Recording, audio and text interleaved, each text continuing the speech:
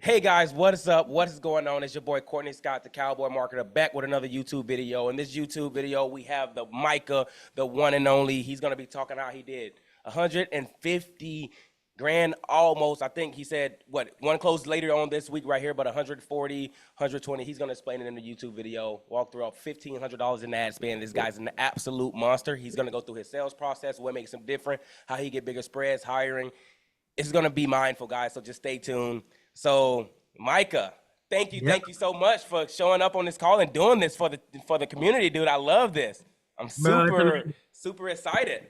Thank you, man. Yeah, super honored, man. It was just like not. I mean, I'm always on other calls, checking out how other wholesalers and businesses are operating. But man, it wasn't too long ago that I was trying to figure out how the hell any of this worked. So Yeah.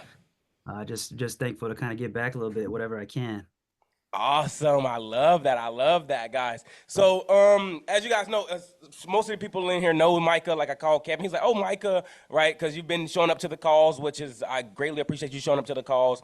Let's go. All right, guys. Let's turn them on. Have a good time. What Micah is gonna drop is gonna be some really unique stuff. And there go Kevin. How you doing?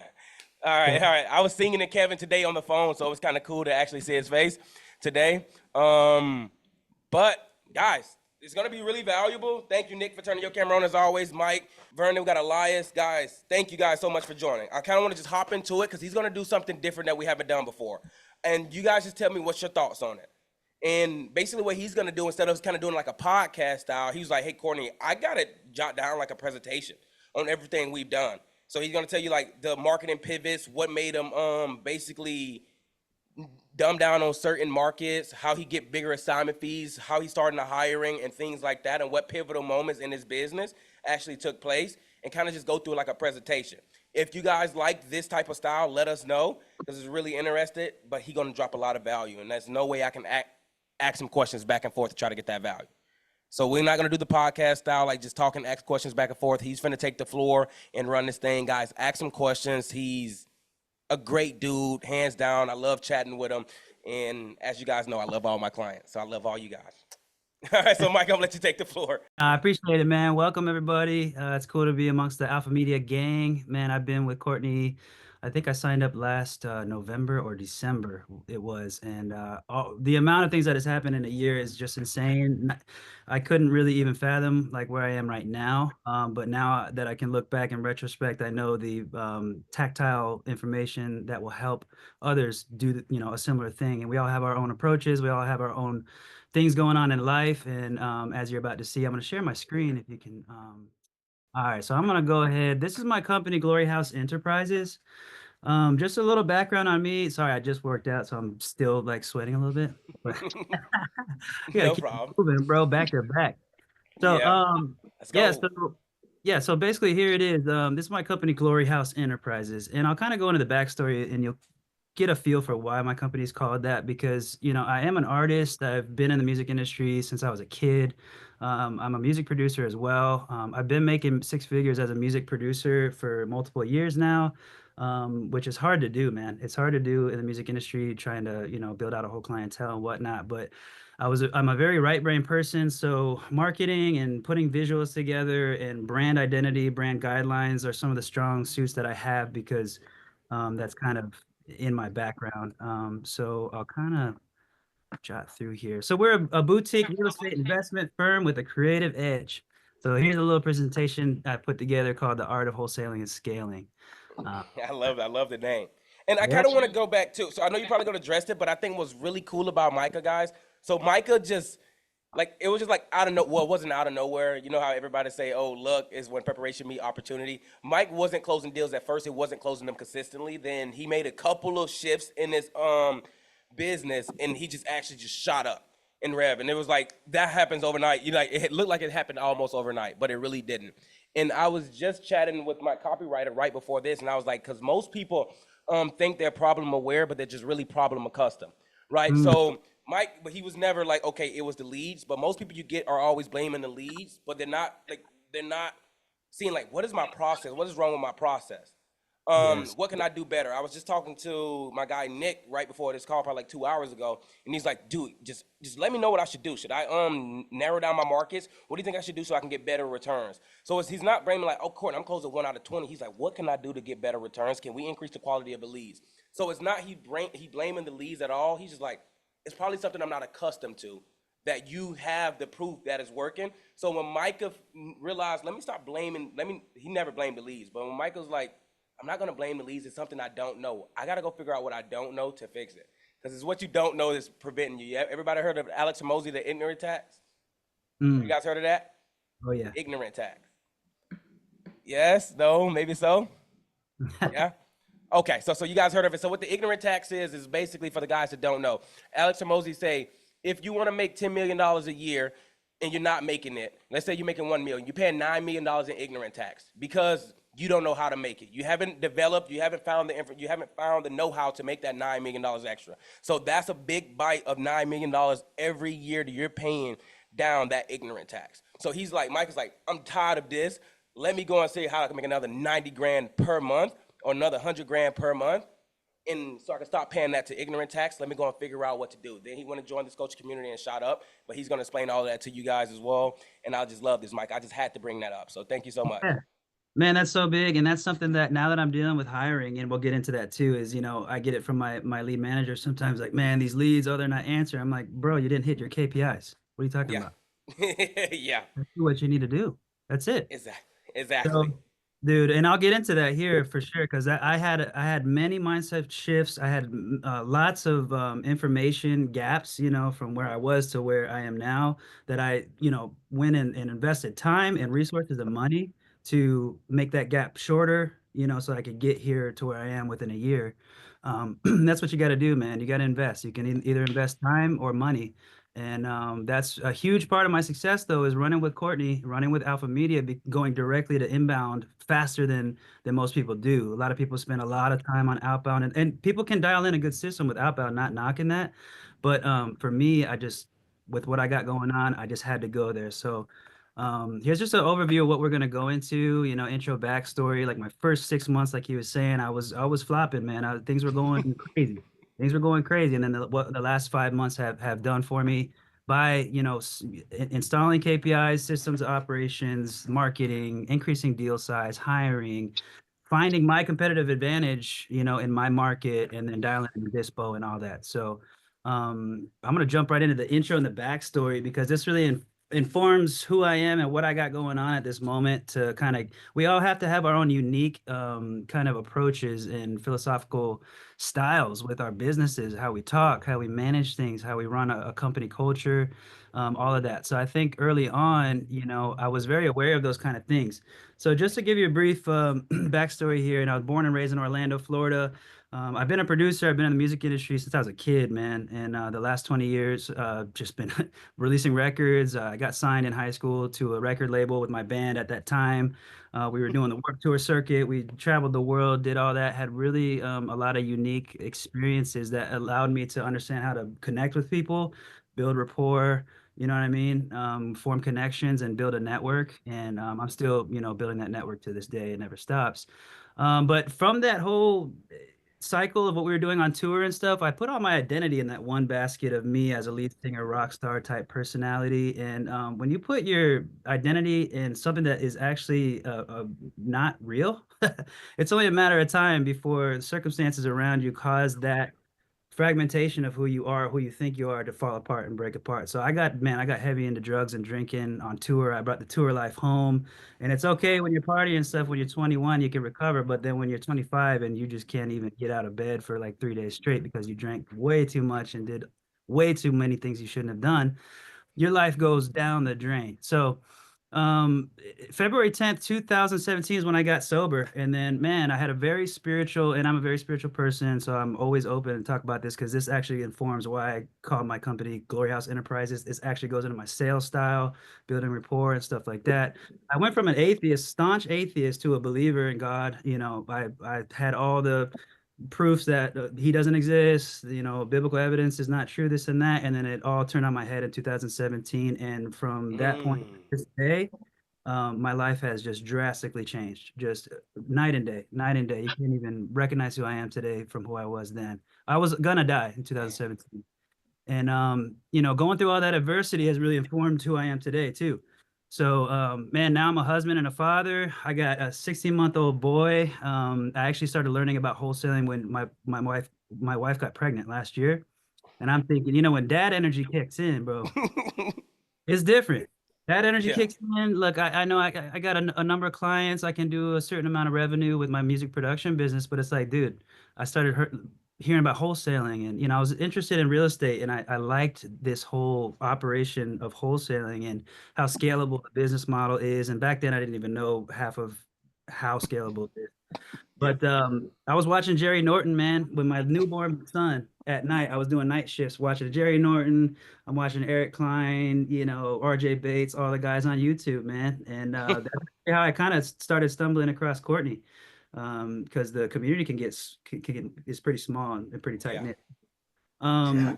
So I got obsessed last year, signed my first three wholesale deals, and this is how you know it's kind of God ordained. I signed my first three wholesale deals, which were on market deals with agents in the delivery room where my wife's water was about to break for my son, and I was doing DocuSigns. Okay, so the sun wasn't here yet. Okay. He wasn't here yet, man. And then, so it's a funny indication though of what was about to happen the next 6 months because only one of those closed. It was only one of those three that closed. Wow. Yeah, so I learned, yeah, I learned a lot, with contract fallout very early, and I'll get into all that. But I closed that first deal. I only made $2,500, but that was all the proof I needed because Mm. that's a one song rate for me, But if I could do five of those as a wholesale deal, but I should have been doing 15K, 20K, come on. I mean, it's just a whole nother reality. Ball So this reality. shortly after that though is when I really realized that hey, all the big cats, they're really, the way to scale a company is with inbound marketing. I was doing on market and doing all that, and then I came across Courtney and man, I'm just so glad I tapped in because I just kind of invested, used some business credit, and went all in, bro, and started, man. And from that point, dude, thank God you guys had a CRM built and all that stuff because, without that, I would have been all over the place. So that was very, very helpful for me to even understand what a CRM is and how it works and managing leads and a pipeline and all that. So here's the early days, and this is the community that he mentioned here, Level Up, and I kind of did a version of this for that community as well a couple weeks ago, but I kind of slanted this one a little more towards you guys for Alpha Media. But man, I'm telling you, I heard that people say, do not blame the leads, do not blame the leads, like the high cats were saying that, and it was hard for me not to but then I really realized how bad I was sucking because there was just so many holes in my game, so many holes I did not see when I was acquiring, when I was underwriting, I was comping wrong. There's so many different things. My sales process, not being able to be 11 steps ahead of, when you do a number of calls and you really get like your ability to close up, you start getting those contracts and you get the confidence, you start to see where sellers are coming from 11 steps before they even take those steps. So Yeah. those are the things I had to learn the hard way, man. Because a lot of times in this business, especially when you're talking to these sellers that are going through hard times, you got to hear what's being said behind what's being said. You got to read through the fine lines. Sometimes they're saying one thing and something else is going on. Mm. Can't always take the bait, and that's really about digging out those pain points. We'll get into that with sales and all that. But really, man, I was locking up deals, feeling good about locking deals, and none of them were closing. None of them were Welcome to closed. wholesaling. I was just Bro. talking with some gentleman today. He was like, "Yeah, dude, I can go and lock up a lot of deals, man. But if I'm not closing them, I'm not getting paid." And they was because it was a buddy of Nick's and T-Sean's, and he was like, "Hey, man, dude, I know they closing deals. I know they're locking up deals, man, but I feel like I'm terrible at dispo. I can lock them up all day, but I won't be able to get them dispo." And I was like, "Yeah, because then you can have 10 contracts, but that's no money. You could just flex it on the internet. Like I got 10 contracts, yeah, but five of them fall through. That's 100 grand going down the drain, right there. Exactly. So that's kind of funny. That's why I laugh. All right, go ahead. Exactly. Exactly, man. I mean, we all got to kind of take those failures along the way, man. And for me, thank God, like all the failures along this year has really accumulated to one massive success when I look back. There's times man, it hurts when you should be making 25K and you just can't make it happen. Like that hurts, man. It makes you got a lot on the line. You're spending money on ads. I didn't really even go into like my schedule and how much I got going on too, but dude, I'm still, as you can see, I'm in my kind of temporary project studio here, but we're building on the back of my primary property here, a studio, and wholesaling is going to fund that. And dude, I'm in sessions every day. I'm doing projects still, all the time. Much of this business has been built to fund the passion and for me to continue my calling in music. But I just am Yeah. so obsessed with this real estate game. It's just too good to, you know what I mean? I just gotta, follow it. It's what will fund everything and build this So how life. many hours would you say you work in the wholesaling business right now? Well, dude, I mean, I've invested a lot of time. I mean, there was opportunity. I go to LA like every other month. I have a studio out there. That's the Yeah. other thing too. I've been renovating a studio in LA on Melrose Avenue, right in Hollywood downtown. We took that over this year, so a whole new level of overhead with that. Perfect timing though, because obviously I can handle it now. But man, when I'm kind of here in Orlando, I'll have like a session, maybe 3, 4 hour session, or if I need to mix, I'll do like 3, 4 hours or something like that a day or more. But other than that, dude, I'm just really going in on wholesaling, and I invested so much time early on. This time right here, where this slate that I have up. I was just talking to sellers. I was just talking to sellers, man. It was just a lot of time. Sharpening the sword. That's it. That's it. And I was working with my homie Drew Kendo here in Orlando, who's big in the sub two community, and I was learning creative finance. He had a cool little group called Closers Academy, so we were just basically training up how to be a closer. So that's a lot of my time was spent on that side. And then I finally closed my first sub two. Got a 20K assignment on my wife's birthday, which was a nice birthday present, finally, 327. And that was a big perspective shift. And the momentum, that's when it all started to come up. Here's the different days, man. I joined this community called Level Up, which we all have. Kevin, I think, is the homie. He's in here. Yeah. Gunner and JT, and I know Courtney is homies with Chandler and everybody Yeah. too. So I joined that community because I knew I had to. I invested leads. I invested that. I knew I had to invest in how to become an owner operator because I was a gunslinging guy. I was taking deals. I was slanging deals, trying to do all that. But you can't scale that. You just burn out. And I was burning out. So I really kind of vetted a lot of different communities. I joined these guys. And now what I did this last month, man, I mean, the last few months I've been acquiring 5 to 7 deals a month and adding in 3 to 4 JVs as well. Last month we had 8 close out of 10. So two just kind of got pushed back into this month. So those are going to close. They got hard EMD and all that. And then, so what we did, because I had my contract fallout rate was just through the roof before, those early 6 months of me, starting my wholesaling game, uh, through the roof. Like 1 in 6 deals were closing, maybe. You know what I mean? Maybe. And then finally, just kind of dialed things in and put things down to see what's actually happening. And here we are now. I mean, the close rate is going to be, we're always going to be shooting for 75% and above, 80% and up would be amazing, but 75% and above, that's what we want to do because I want to do a lean, mean machine. A lot of people, different people have different business models, but for me, it's just going to have to be lean and mean. So we'd rather have increased deal size. So that was another thing that we did. Let's do Mm. 5 25K deals instead of 10, whatever, 15, 50. 5 to 10 to 15K, I'll take what I can get type deals. So, this is kind of what happened, and it led to $147,000 revenue. That's something I just never would have imagined. You know what I'm saying? So here's just on a visual chart, man. It took, in reality, I couldn't make it like that, but it's kind of like this. Yeah. Okay. Yeah, It's, they kind of like entrepreneurship, but long as it was going up, you just kind of go like this and just keep going up. Yes. that's it. Okay. Yeah, dude, when you zoom out, you know what I mean? This is what it looks like. But when you get in the nitty gritty, it's like, Yeah. man. So through all this, what I want to point out too, through all this, I had to manage expectations. I had to learn how to govern emotions. I had to learn leadership. These are all things that, when you're really like looking to be successful in any business, this stuff, you gotta you're gonna learn it one way or another. So that's the way to kind of last through things. So here's what one of the main things when I installed KPIs. I mean, that's when things started to become clear for me because I didn't know what the hell a KPI was. I had no clue, bro. Like up until maybe March or April, May, I think it was. Then I was like, oh, that means key performance indicators. Okay. So we started like running this company stoplight sheet just to see like what the company is doing week in and week out. So that's just, tracking how many new leads we're getting. Net leads means how many leads we're getting on the phone and how many offers we're putting out, that how many of those lead to contracts, closings, assigned revenue, gross profit, all of these things. So then also this was the first time because I didn't have a team yet. It was still just me.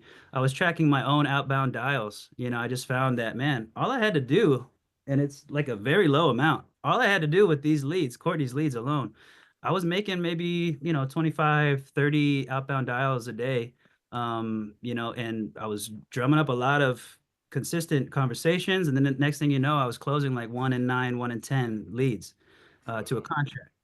So the way that that was happening is I was following up a bunch, just kind of staying consistent on that, day in and day out, man. Just making sure I'm hitting that pipeline, keeping those conversations fresh, and not giving up on leads. So I kept my marketing expense so low because first I couldn't handle a bunch of leads, but I also found that, hey, I could squeeze potential out of these leads because, other companies might be just giving up on it. It's just sometimes it's the 12th touch point that locks the deal up. It's the stars aligning. I So love that. yeah, I, man. I Micah, that was really I really like the fact that you said that because Nick called me. Nick, I'm sorry for putting you on the spot, but Nick is hungry. These guys trying to scale him and Tashawn. If he's here, don't kill me, Nick. Nick called me. He's like, dude, I'm ready to increase ad spend. Dude, we're on the road. We're balling. I was like, let's just squeeze the potential out of what you got going on so we can maximize the profitability. Look at him. He's over there stretching. He's like, his guy gonna call me out. Uh, But they got a killer return. But they got a killer return already. 10 contracts with 10K spent, and I'm like, he's like, dude.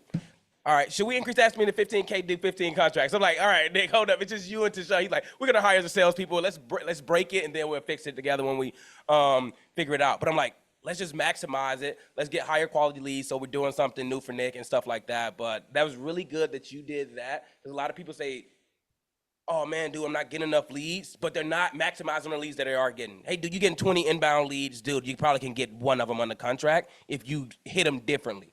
But you most got of them, if you got like 10 leads coming in a day, you're just gonna keep going through all of them, and some are gonna slip through the cracks, yes. and you're gonna like land on your face. So I really like the fact that you said that. Sorry, So Nick. dude, oh, dude, no, I tuned in on their thing last week too. That was killer too. Those guys are grinding and doing their thing, man. That's super dope.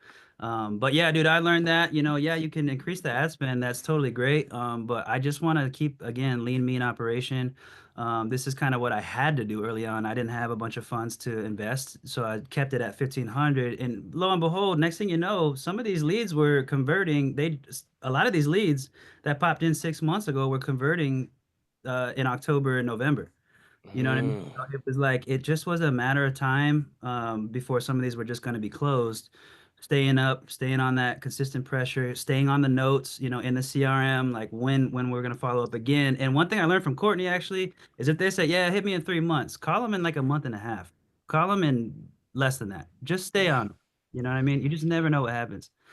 So I was squeezing all I could because, dude, I'm finding right now it's painful for me to experience what just experienced this last month because I had so many leads. I mean, so many deals to dispo and stuff at one time. Leads were falling through the crack. They were falling through, man, and I wasn't able. Which I'll get into. This is why I'm hiring an acquisitions manager.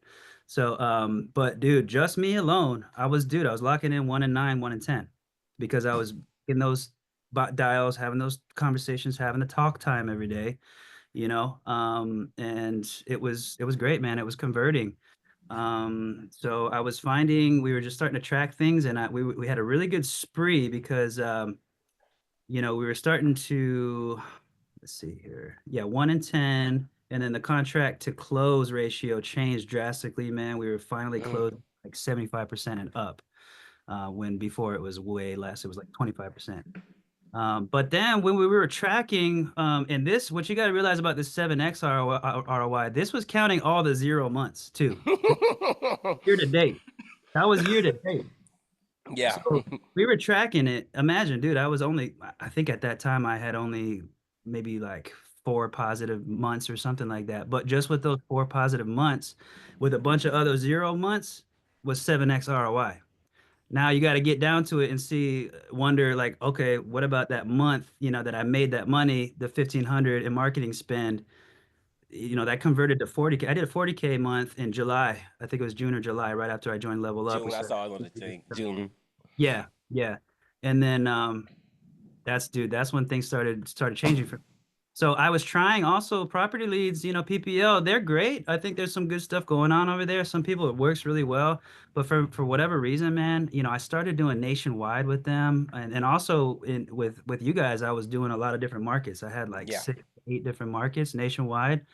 And we had to kind of learn from that, and I'll get into that too. But this was for the first time I had to kind of start establishing some systems in how to do this process when a lead comes in to taking it to the closing table. So I had to start outsourcing, and I was using a TC company called Easy REI Closings, and then just of course just not even thinking about, in the early days you're thinking, oh, who's boots on the ground in, BFE Georgia. Like, don't even think about that. Go to Notable Notaries or somebody like that. I just needed to do that. Just go to somebody who has a whole nationwide resource of just getting photos and lock boxes on properties like ASAP. That was just small little things like that where I don't even think about what to do about getting recon, Mm. and stuff like that. I'm just gonna go to Notable Notaries if it's an off-market deal. Now we're doing home jab with MLS deals, and we'll get into that too with doing novations and all that. Just investing a little more with the marketing of our listings, and dude, the proof of concepts there. Um, and then yeah, just streamlining the acquisitions with a lot of follow-up and very, very fast speed to lead, man. Within 30 seconds, man, if you don't get them on the phone, if you're not at least dialing and getting in front of them, there's a million things that could happen. The probability rate you guys have probably heard on all these calls, like after 1 minute, I'm telling you, inbound leads, they're filling out 4 or 5 different, lead forms and whatnot for these other companies. Somebody hungrier, Somebody gonna get that contract, and more so I value. would rather it be you, because you said in 30 seconds. You're trying to get them on the phone in 30 seconds, Micah. Like, dude, today one popped in and I was looking at my phone. I called it. It was like not even, it was 5 seconds, like not even.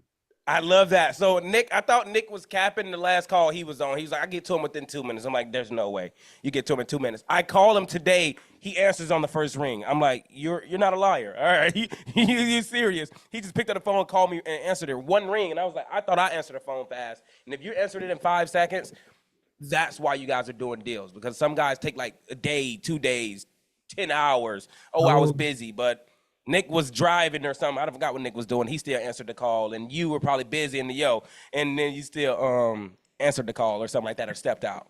my That's what I'm son talking was about. running around screaming and stuff right in front of me. I'm just, still on it. All Like, right, hold up, son. I'm trying to get you something nice for Christmas. oh, for real. Yeah, exactly. Okay, my bad for cutting you off, brother. No, you're good, but that's everything, man. I learned a lot from watching a lot of different cats. I mean, there was a podcast I think you and Sean did, Yep, and there was a lot of these gems kind of in there. So I was learning a lot of that. Eric Klein, watching a lot of Robert Wensley with Investor Lift. yep. Super, super smart guys. And so then, I knew that Investor Lift with Dispo was going to be worth it. I just didn't know how worth it. Mm, And it's a massive expense and it is an investment, but we're seeing the massive return. So I just went ahead and went with Lieutenant mode. I started with Pro early on, then went to Falcon mode, and then we went to Lieutenant mode. And this is now how we can implement so many JVs. Because, the last 3 deals that I did JVs, I got 2 of them locked up and assigned within 6 hours just with Investor Lift and my process with Lieutenant mode. mm. Um, so that's all off market stuff. MLS and Novation is a whole different thing. But and then of course just dwindling it down. Like I said, for whatever reason PPL was not working for me, so we just went all the way down. We cut that out, and it's just with Alpha Media right now. One marketing channel, one state. So we took away from all the nationwide, just went to Florida alone. I got so much going on in my life. I need to simplify things. In Florida, you got, buyers that will buy and have crews that can cover 3 counties, so you don't really need, you can cover a lot of bases in just Florida alone. So I learned that early, and I just saw that success. I was closing deals that were like 25K and plus in Florida. I'm like, you know what? Let's just go all the way there. And actually, Braden at Level Up helped me see that and put that on paper for me. So we made that decision, and that's what really helped everything. And just understanding how to go from acquisitions all the way to close and remove the guesswork out of all of it. And obviously that can get complicated as you scale. And as we're hiring now, we're like having to figure out, where holes are and whatnot. But this is just really what I had to do, understand. Because before there's guesswork, like when you're early on, you get a contract and you're like, all right, now what? You get, Yeah, like yeah. anything. Oh, the buyer called, he wants it. Now what? Oh, we Mm. open up title. Oh, like you got to remove all that guesswork and just, this is how you can streamline things. So this is what I was kind of leaning into a little bit, that we went from, nationwide and stuff to just Florida alone.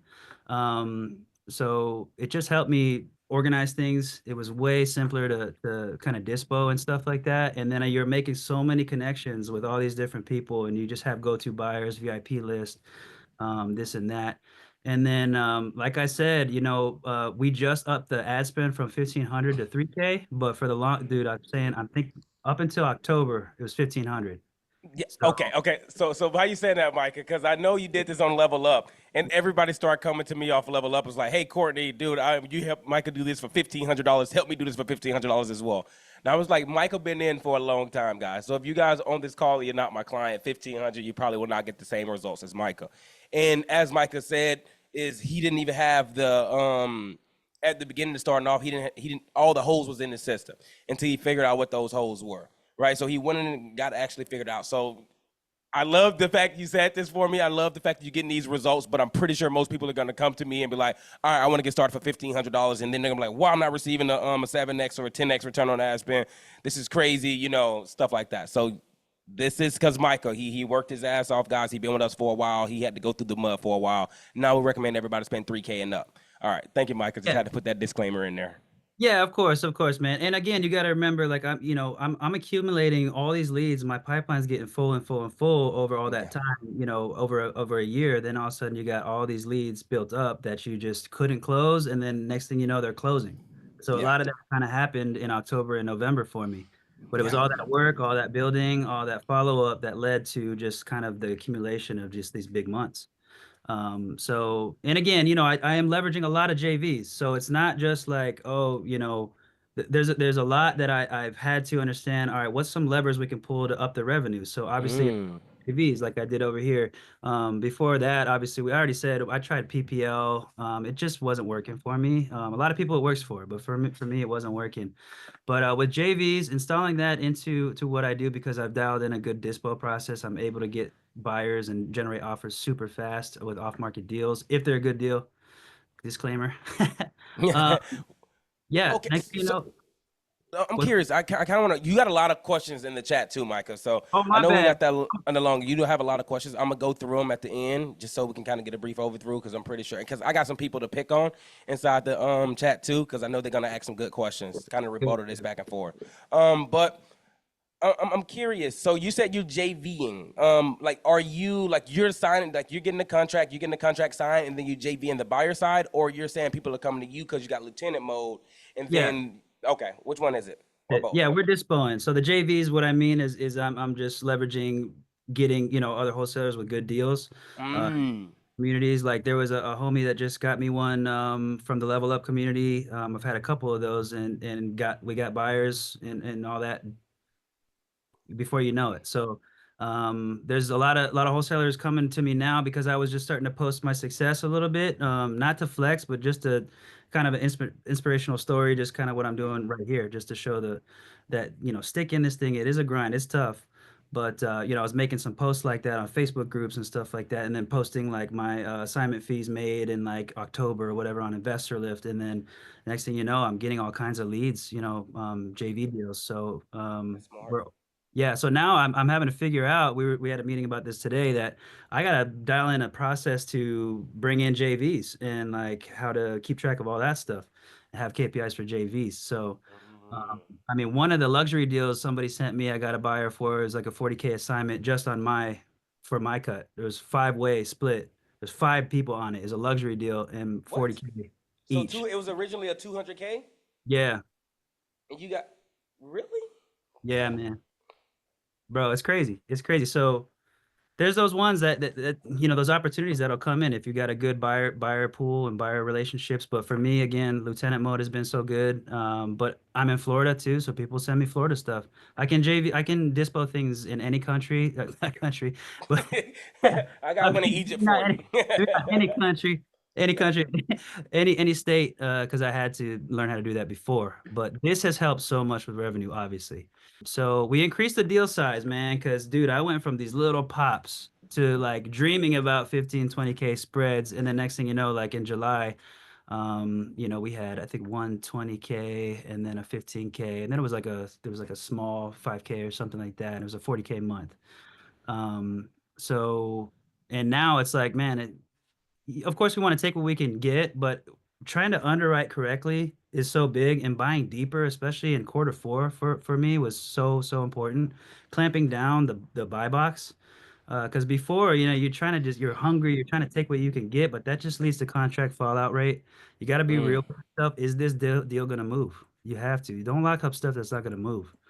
And part of that is just learning the hard way, unfortunately. But that's just my philosophy on it. So that's how I started locking up deals, and rapport is so big to make sure you're getting those, deep buys.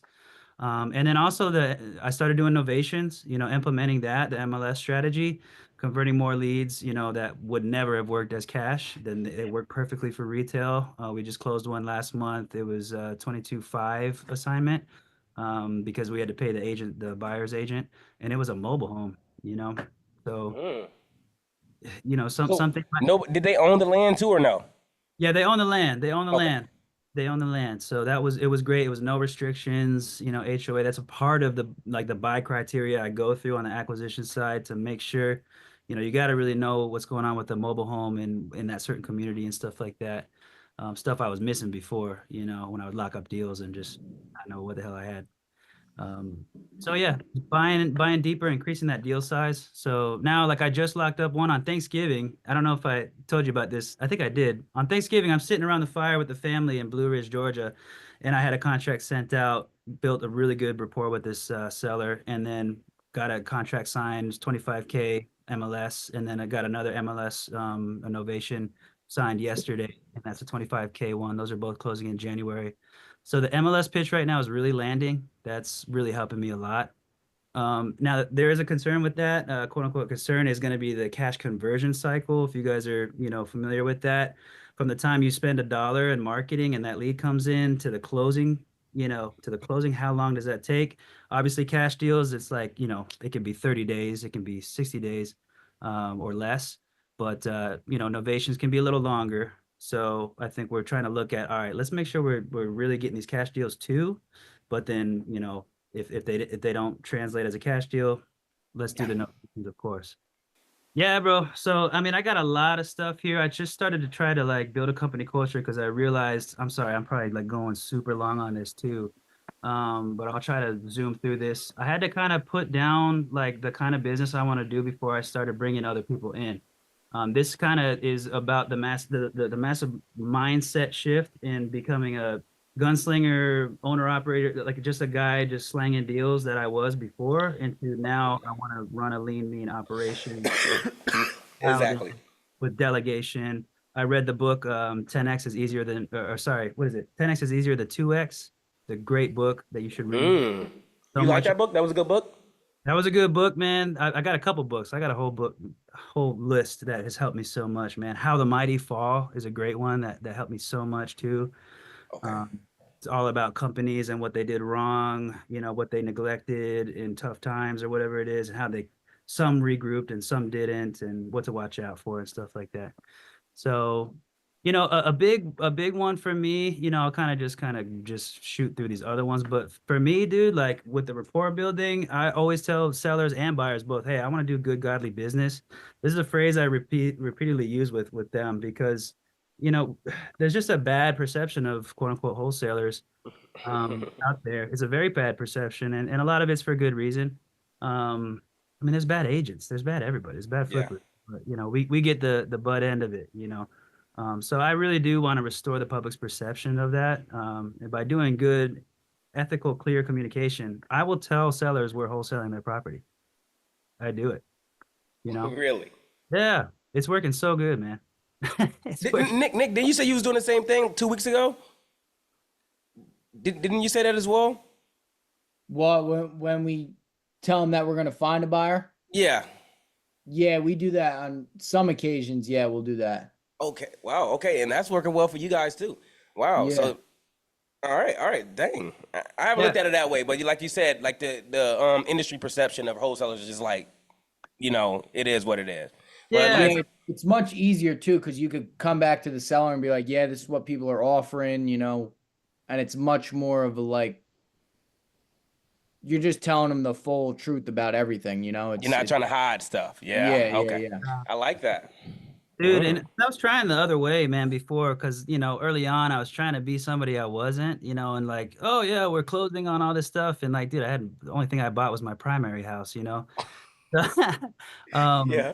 So you that's felt what. like a fraud, and since you felt like a fraud, you were projecting fraud. Like almost when you was on a call with the sellers. But when you switched your approach, and it was like, "Hey, I'm more confident in my approach," and then now the confidence speak through the phone. Would you say that be the case or no?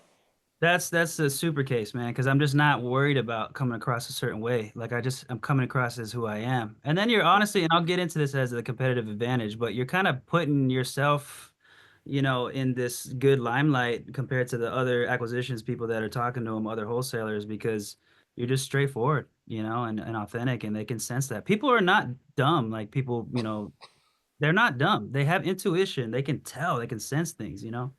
So that's really helped me a lot, man. So I brought in a lead manager that helped me a ton with just doing follow up because I just it got so busy. So he's digging in with the follow up. We're finding a good system. I gave him a script. We're doing, role plays. We're doing one actually at 6:30 today, doing a call review, trying to help him dial in some stuff. And then we actually just hired my first acquisition manager this morning. It's a great dude. He's gonna help so much. So here's a whole new level of the business, where it's an actual business now. We got other people involved. Mm. The leadership slant.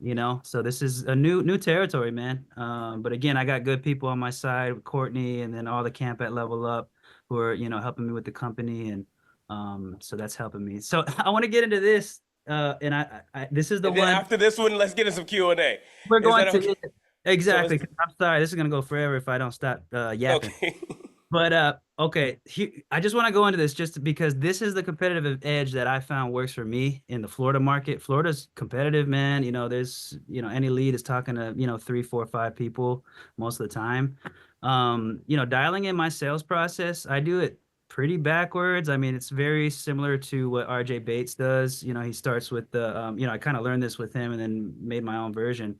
But I start with price, then I go into motivation to quickly get them off the price because I understand the price that they're putting, what I need to do with the rest of the conversation most of the time, and what they're up against, and what options I can kind of offer them at the end, depending on what happens in the middle of the conversation.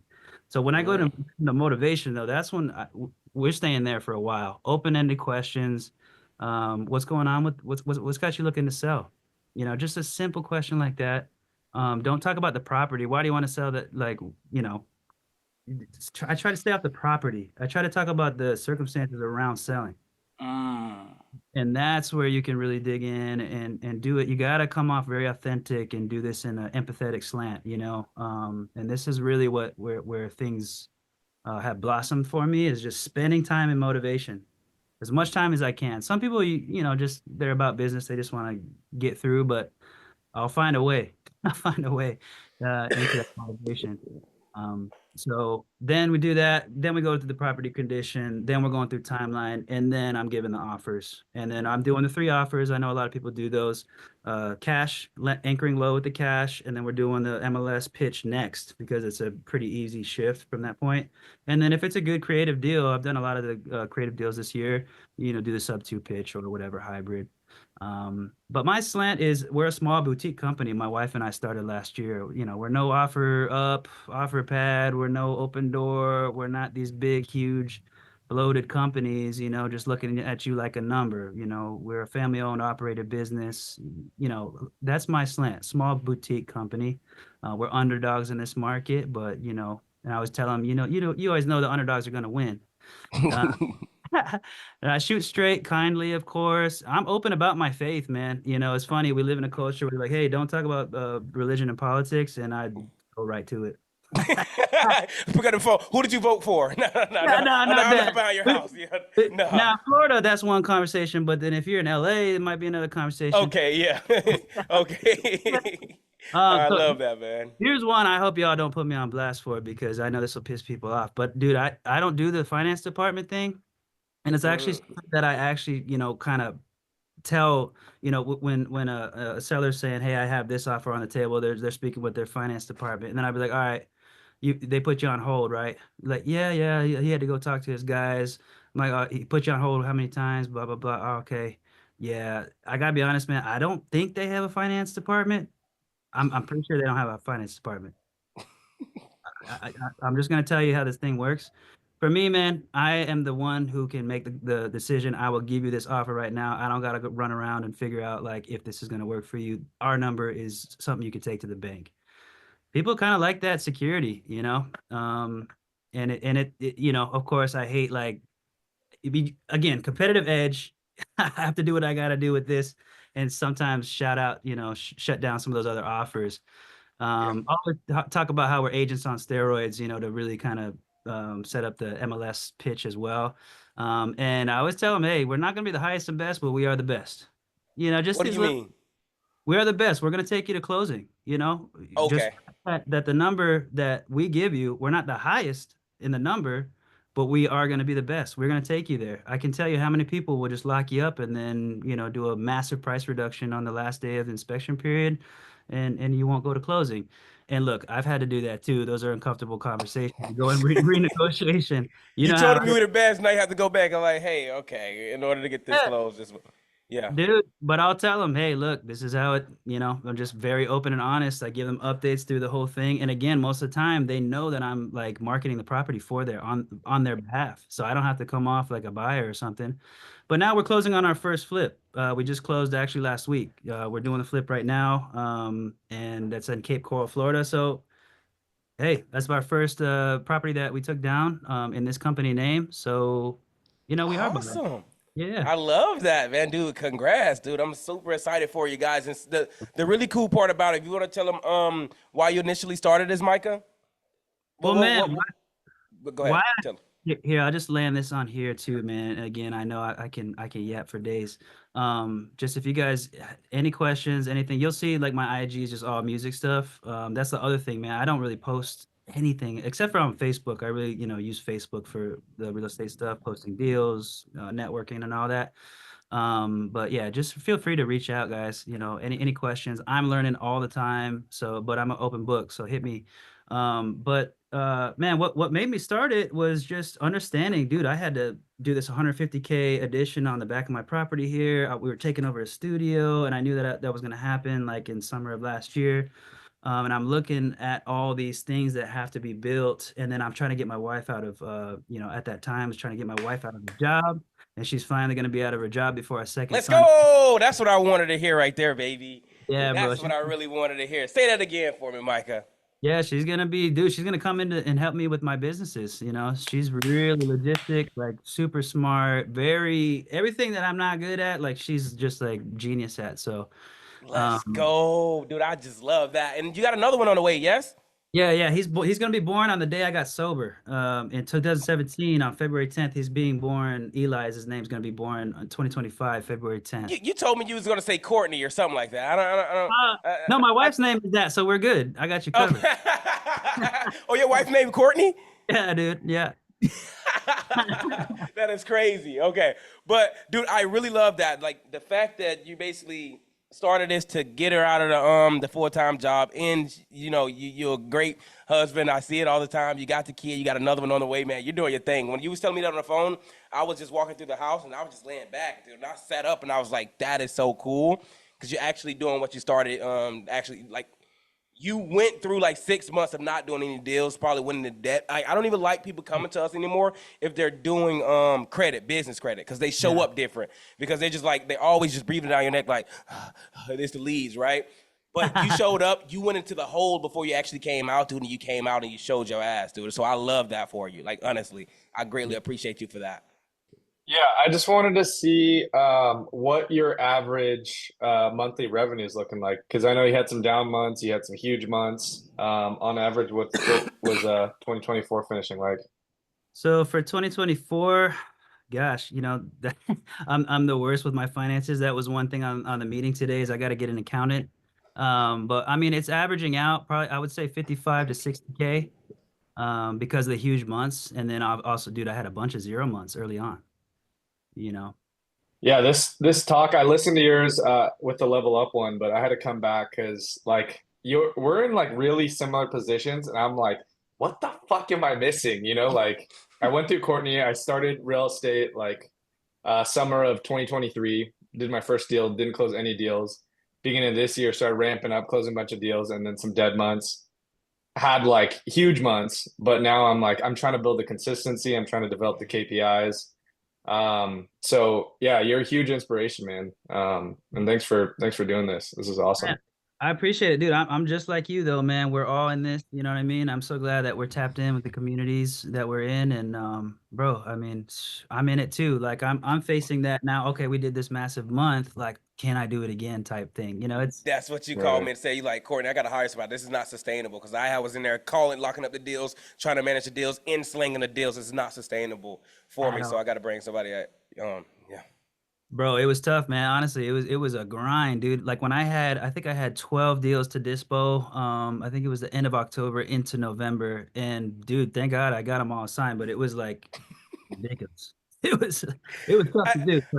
I keep laughing. I'm not laughing at you, Micah. I laugh at entrepreneurship. I tell everybody, Yeah. entrepreneurship is a cult, guys. It's like the biggest cult you'll ever find. You tell everybody, like, okay, yeah, you're gonna get rich, man, if you join. Like, dude, there's a bunch of it's the money at the end of the rainbow. Like, you're gonna sleep well and all that stuff, and then what happens? 6 months of down months and stress and beating your head against the wall and all of that stuff. So I just love it. So I'm laughing at the fact that most guys will make it through that, bro. And I'm just laughing at that. So I'm not laughing at you, Micah.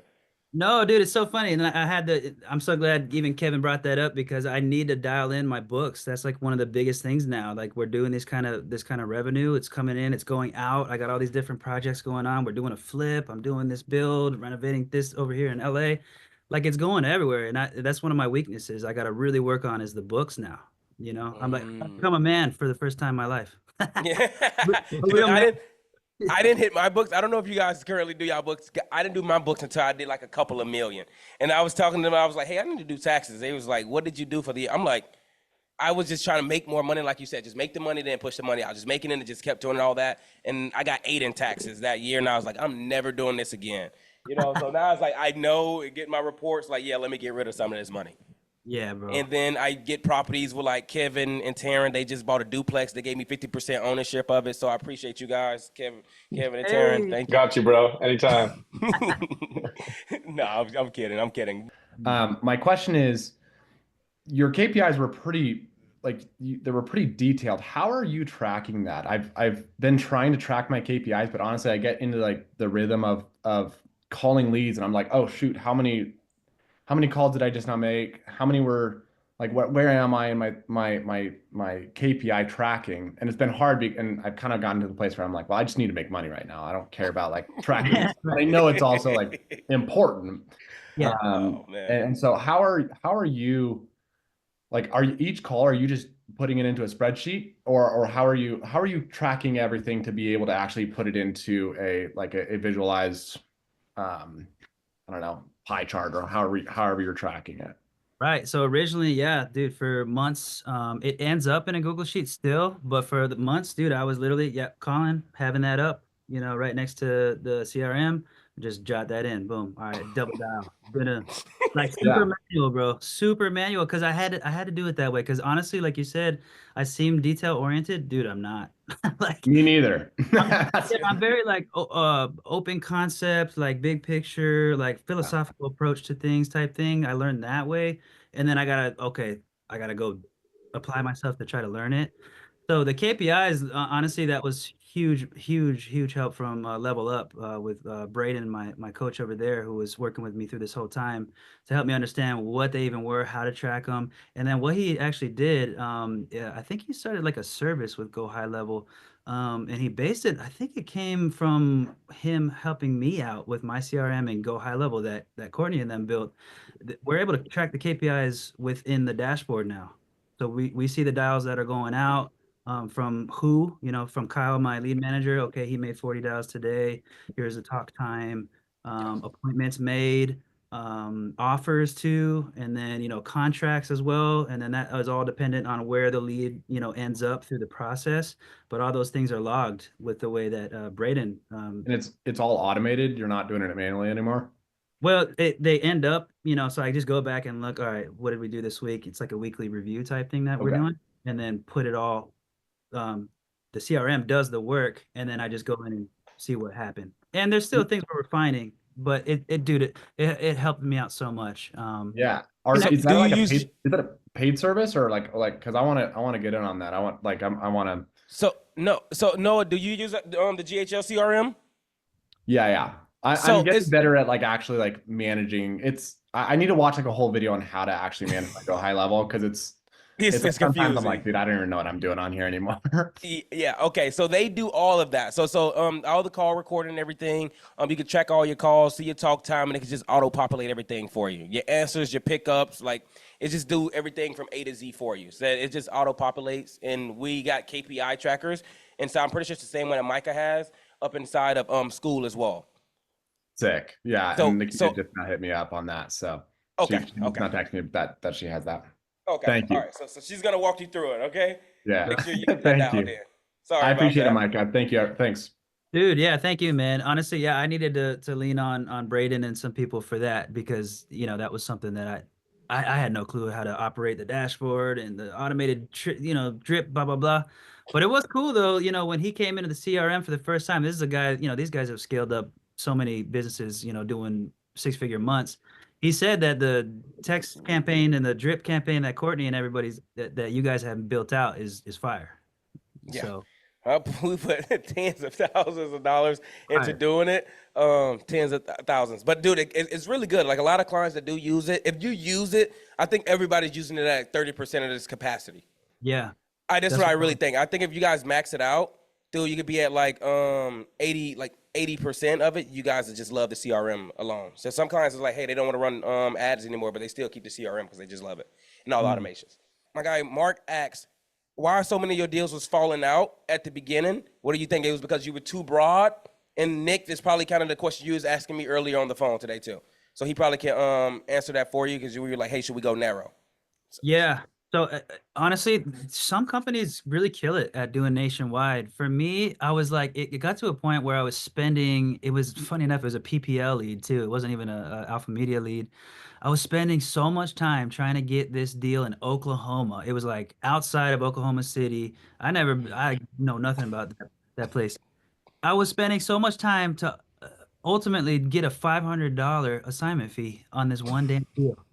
And I just did one over here. We just assigned it within a day for 25K in Florida. I'm like, all right, dude. Yeah. Mm. So, And and that was when I was good at Dispo too at that point, and it was not clicking for me. So that, and then also I wasn't buying deep enough a lot of the time. I wasn't understanding the markets, understanding these neighborhoods.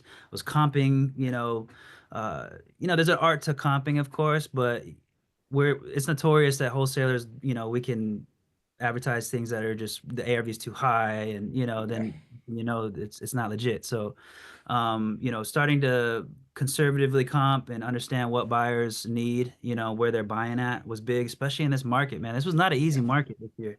And I love that, Micah, that you said you went like deep because you had like a literally a deal to sign really quick within 1 hour, like right next to you, and then Oklahoma is like for a $500 assignment fee.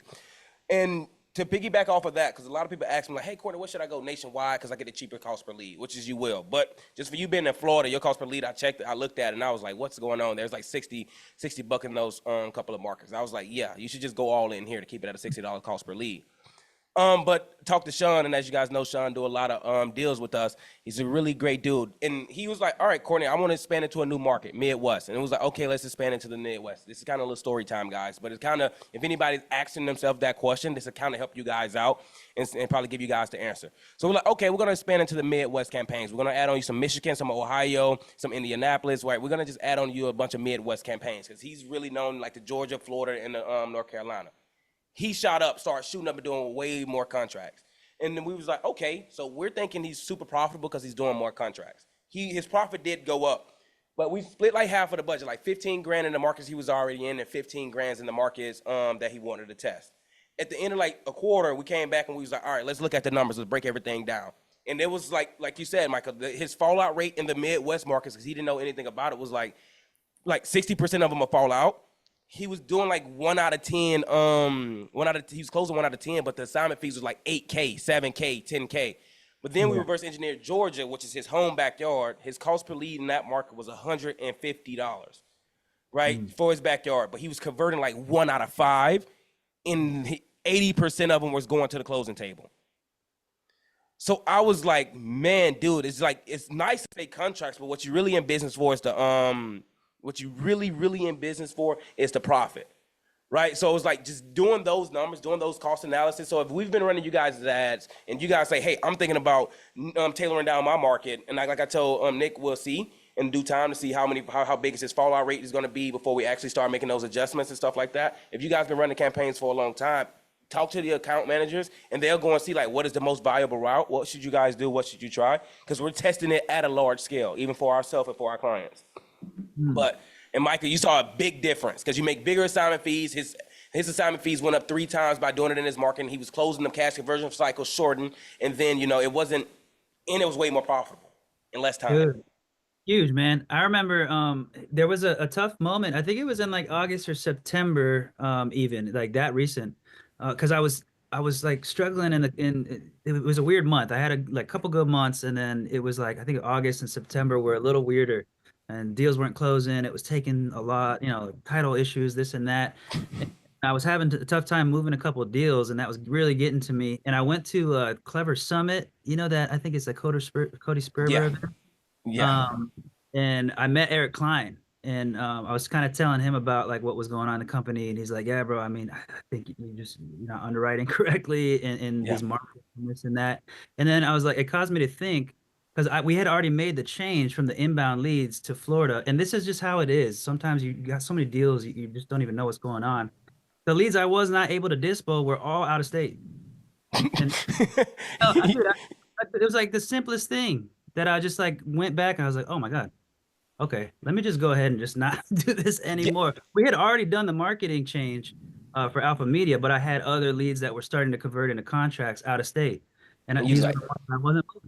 It ain't even worth the headache. Okay. But that's like, guys, that's all it is you getting around the right people to see your mistakes. Like literally, like I got so many holes. Like in Micah, 6 months, Micah could have like literally just blamed us. Guys, you guys leads suck. I absolutely hate you guys. You guys are terrible marketers. Man, dude, Courtney, I find you, I'm gonna beat you up in the bathroom or something like that. And I'm like, oh man, Micah, come on. But he was like, all right, I go and chat with Chandler. Let me go chat with Eric Klein. Let me go into the Clever Summit. Let me go to meet around all these other guys and figure out what I'm doing wrong. Figured it out, fixed it, boom. Now he's giving me 50% of his business. That is what I'm talking about, guys. So, equity already. Oh, snap. Yeah, I'm already equity. You guys didn't know in the fine print of everybody contract, guys, it's 50% to me. I don't know, especially Zach, because I know he's rich. 50%. All right, but dope. So that's what I'm talking about. And also, guys, since you guys know at the beginning, Micah is a producer, since he said it at the beginning. So what we're doing now, we're just trying to be super creative and do some cool stuff. So Micah's a producer. He produced some good artists, and he write the music. And I was just talking about it. I didn't know it. Oh, Tommy said, go ahead and spit a bar for us real quick. No, I'm kidding. I'm kidding. He said. Separate agreement. That's a separate agreement. No, Tommy said he got bars. He need to chat with you, Tommy.